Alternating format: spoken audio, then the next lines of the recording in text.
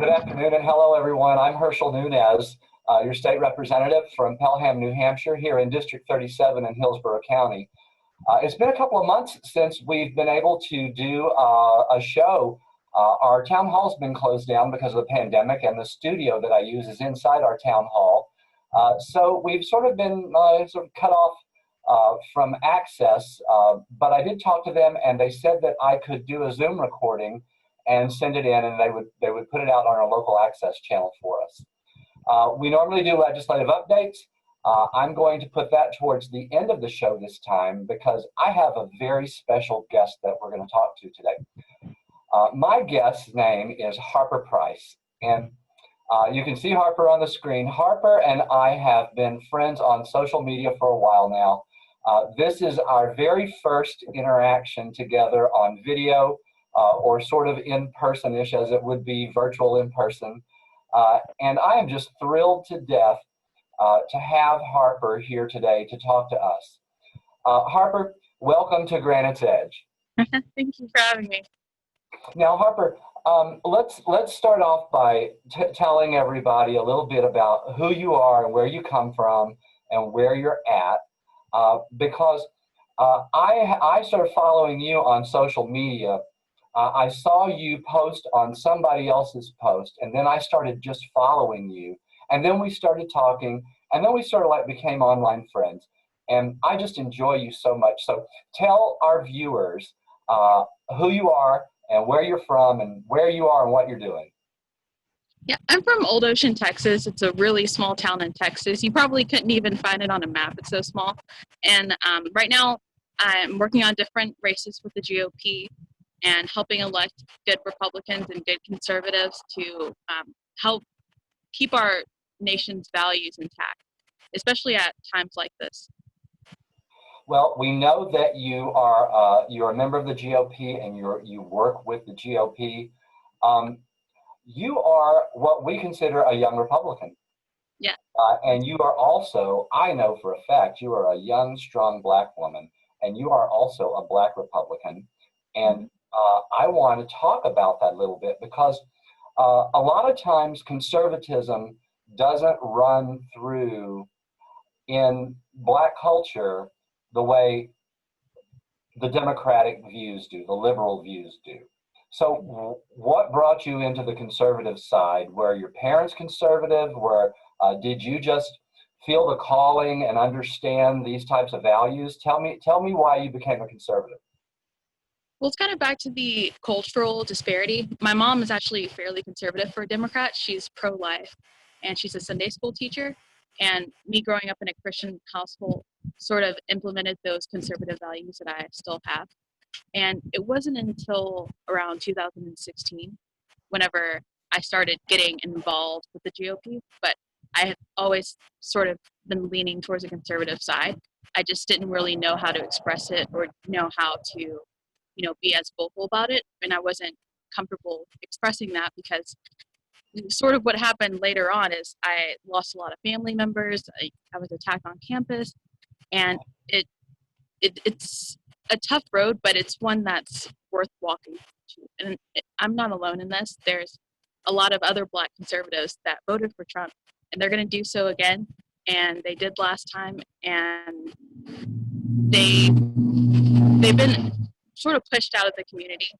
But I think that at the end of the day, a lot of people are supporting what the Republican Party is doing, and I'm happy to play a role in that. Well, I know that you have had many plans to do many different things, but most recently you worked on a congressional candidate campaign. Is that correct? Weren't you working on a campaign in the Houston area? I worked for James Tromley. He ran for State House in North Texas, which is really interesting race in the primary against Jared Patterson. But I've worked for Chris Kobach in Kansas, who's now running for Senate. He lost the governor's race and a lot of other different races as well. You're also someone who likes to go to CPAC. Yes. CPAC's amazing. I'm going to the RNC for the first time, and they've had a little, there's been a run around with that, but hopefully they're going to have it in Texas or Florida. They're still ironing out the details on that. I won't be able to see you there this year, but a lot of my friends will be there, and I'm going to tell them to look you up. Yeah. So let's talk a few minutes about where you are now. Where are you? What are you doing right now? Right now, I'm working for the Susan B. Anthony PAC, the Women Speak Out list. It's a pro-life organization, and we're doing everything we can to help on that front because, running races is important, but after that, the legislation part of it and the promoting of the values is also important as well. I think that's a very important organization. I'm also a pro-life person, and I know that there are abortion in and of itself is the biggest killer in our country, and I just send my heart to you because I know it's a hard fight to be out there on the front lines. A lot of things get said when you're out there, especially if you're doing activism, if you're campaigning, if you're holding signs up or protesting somewhere. That can be a tough part of what we do and what our values stand for. It is, especially in the Black community where abortion rates tend to be per capita a lot higher. And it's interesting because I actually spoke out against Black Lives Matter a few years ago, and it got a lot of backlash. And I didn't say anything too controversial on the subject. I wanted to dive into what the premise of the movement stood for, because I think everybody's that comes with the understanding that Black Lives Matter, but to attach ourselves to something that's a hashtag and this huge social movement, I think especially as conservatives we needed to put a pause on that. And some people decided to send me death threats, and some people took it to the extreme on that front. But looking forward to where we are now, I'm glad that I took that stance because a lot of it has gone completely out of control, and people within the movement want white people to apologize just for being white and to kneel at the feet and all sort of these ridiculous things. So it's and I want to do more for the Black community than just do a hashtag or just post on social media or to go to a protest. I want to change completely the way that some people have mindset, and that's going to take a lot more than what we're seeing now. I know that we share a lot of the same values. Those things, and I just want to say this: I'm so happy that you see a lot of America coming together right now in some of these protests that are going on. We're talking about Black Lives Matter. The incident that just happened with George Floyd here a couple of weeks ago, which was heartbreaking for every one of us. Nobody wants to see anything like that happen. There is, and I'm going to say this right now, there have been so many comments that have come out on social media and in the mainstream media about Mr. Floyd's past or about things that may have been going on with him during that. None of that makes any difference whatsoever. It doesn't matter what your past is. It doesn't matter. Murder is murder. And my heart is broken for him. My heart is broken for the police officer in, is it St. Louis, that was shot by someone. There was another officer that was shot by someone in one of these protests in New York City. There was a whole courthouse that was burned down in Nashville, Tennessee.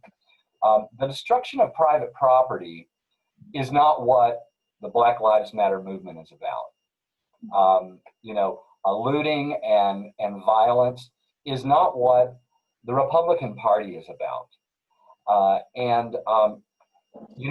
think that, but I do see a rainbow of people that are supporting needing change. And some of that change needs to be spoken about by everybody from every culture. And so tell me what your thoughts might be on some of the change that we might need to see.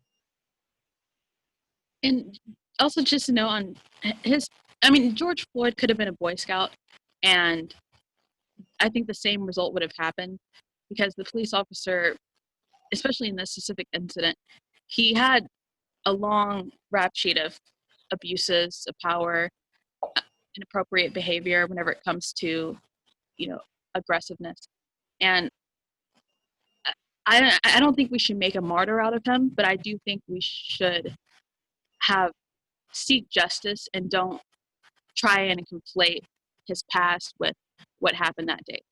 On the cultural aspect, I think that we need to see, for one, I'd like to at least have a conversation about ending no-knock raids. I'd like to see body cams and dash cams. I've seen some people say that under penalty of law, like if an officer turned off his dash cam or body cam, then he would be subject to either being removed or being fired. And I think whenever you have accountability within police officers, I think the behavior automatically is going to be improved. And that's not to say that all officers are bad. In fact, you see a lot of officers that are sympathetic towards the protesters and even taking part in the protests themselves because they realize that they want to hold their fellow officers accountable, which I think is commendable in a way. But I think that some of the reforms that the Black Lives Matter movement and the other protesters that are calling for are very reasonable. But then we have the other people that are calling for defunding of the police, that want America to be lawlessness because a small majority of officers are out of control, that they want to just disband the entire police force. I think that those are slippery slopes to go down. And, as we see what unfolds with the rest of the protesting, with some of the results that are going to be coming out of changes that are made, I'm very interested in seeing how all this folds out. I have no problem with my anarchist friends, because with my friends that are anarchists, the version of anarchy that they use is living without government authority over you. I'm all for a smaller government.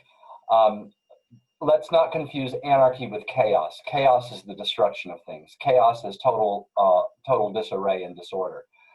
And some people say it's anarchy on the streets, but really it is chaos that's on the streets. And we've seen the protesters actually clean that up themselves. They have let the people know that are walking with them, this will not be tolerated. These bad things will not be tolerated. Let's get out there. Let's get our word out. Let's let them know what we're doing. I got to hand it to all of them. In a world of a pandemic, they were able to get outside and get a lot of exercise. That's for sure. So tell me. Have their mask on. Yeah, I haven't been wearing a mask for a while. How about you? Are you wearing a mask when you go out? I haven't been. There were a few times whenever I was traveling, at more towards the height of the pandemic, that in places that required me to wear a mask, of course, but other than that, I really haven't been. We've done really well here in New Hampshire. We've had I'm going to say on average about 250 deaths, which isn't a lot, and more people have tested with antibodies that were asymptomatic, that never even knew they had anything. They're shocked. They're like, how can I have the antibody? I was never sick.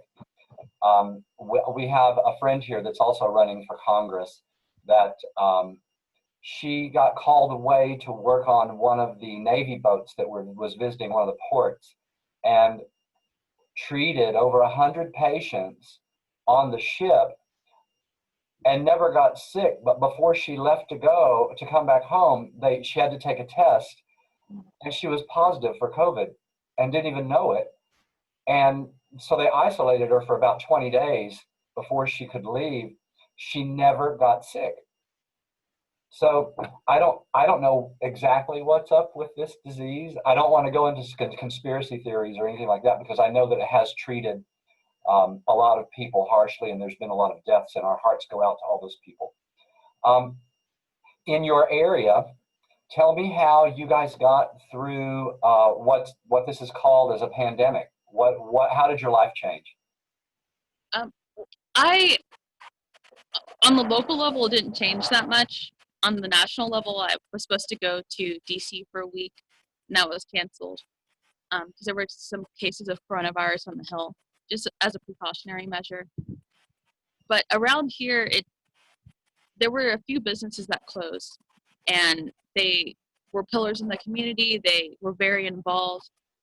Around here in the Brazoria County area, it's a small, tight-knit place, and I saw the effects economically more than we did with COVID-19 because I believe there were less than 9 deaths around this area, and I'm not sure what the different factors were, if they had pre-existing conditions or anything like that, but I think that we need to hold local leaders accountable for the people losing their entire livelihoods. And there was no backup plan. There was no sort of reparations for them, like actual reparations that need to happen. Mm-hmm. Just a $1,200 check, and now we're completely forgotten about. Meanwhile, the big corporations got their billions of dollars, and now Congress doesn't care anymore. Mm-hmm. They got everything they wanted, didn't they? Here in our state, we're at 18% unemployment, which is the highest it's ever been since they've been recording it. And I spoke with our employment commissioner a couple of weeks ago, and he said that we had more claims for unemployment in the months of March and April than we've had in the past 6 years combined. So that tells you the scope of how much damage was done economically when the stay-at-home orders were issued by the different governors from wherever they were from around the state, around the United States. The orders seem to differ from state to state, but up here in the Northeast, we've been on stay-at-home orders since the middle of March, and we're not opening back up. We had a soft opening a couple of weeks ago, very soft opening. We're going to have a medium opening on June the 15th, and then on towards the end of the month, we should be back in business again. But that's not going to be something that's going to, our economy isn't going to recover overnight. You know what I mean? All these jobs are lost, products haven't been made, contracts were canceled, and we'll have to hire back as business needs for people to be hired back, and that unemployment's going to have to be there for them until they get back to work.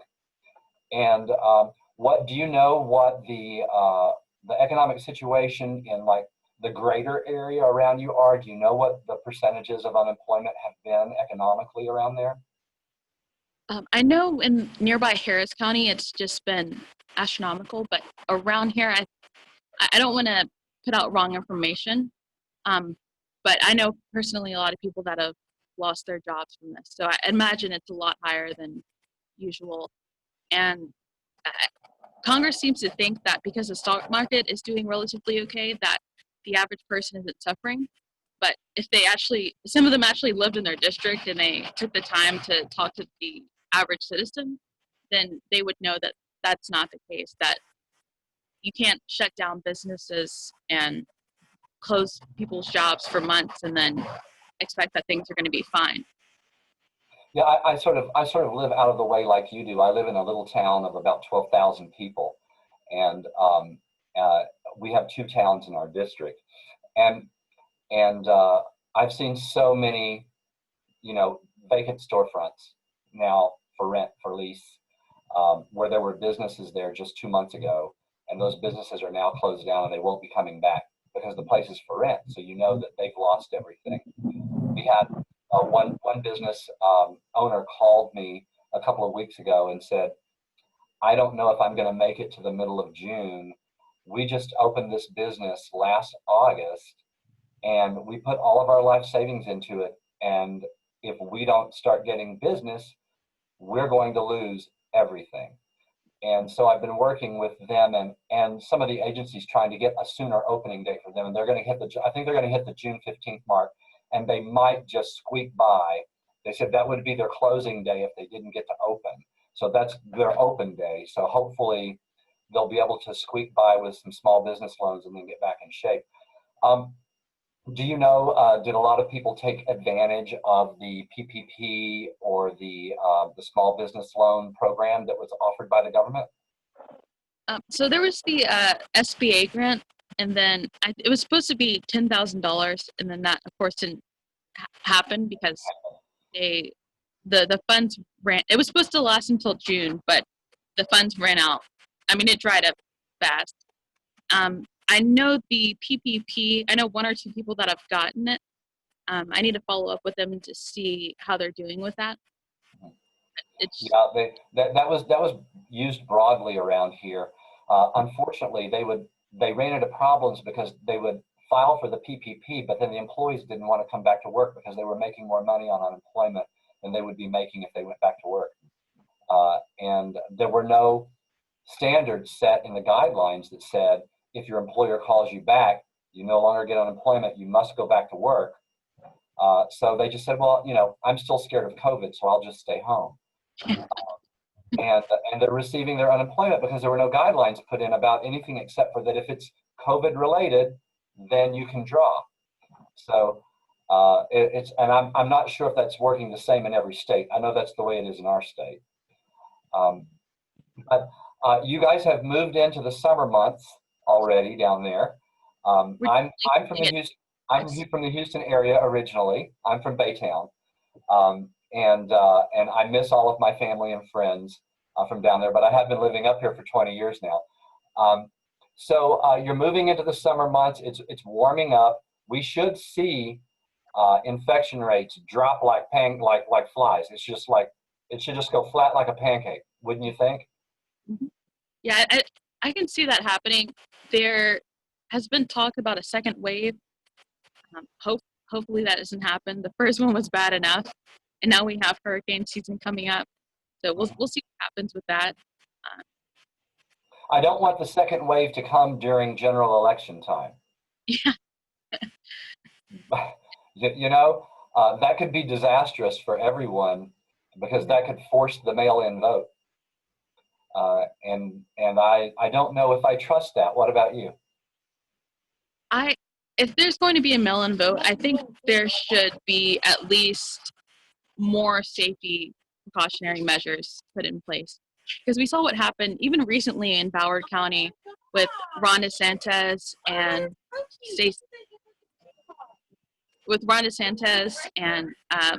Andrew Gillum in their race. So. Well, we'll have to keep our eyes on that as well. That's not a very popular thing around here among the people who are more leaning to the right.